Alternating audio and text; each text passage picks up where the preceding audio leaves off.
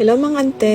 Medyo na-stress nga pala ako sa departure ko sa Manila going to Narita. Paano naman kasi meron akong boarding pass. Tapos ang sarap na ng upo ko dahil hinihintay ko na lang ang boarding time. Buti na lang nung nag-share ako napatingin ako sa monitor, walang announce. Pagtingin ko from gate 111, naging gate 116 na mga ante. Hinanap ko ngayon yung gate 116. Abay, pagkita ko yung nasa pinakadulo.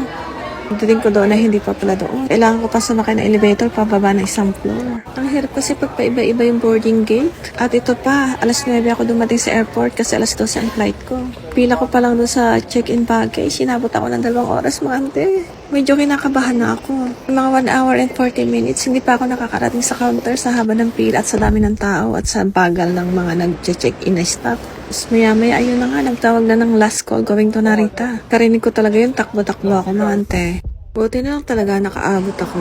Paglampas ko nga ng immigration, 30 minutes na lang yung aking titirang oras bago mag-boarding time. Ayun, buti na lang nakabila ko ng pagkain kasi walang pagkain dito sa Cebu Pacific. Puro sandwich lang sila. Tapos pre-order sa aeroplanong mahal pa.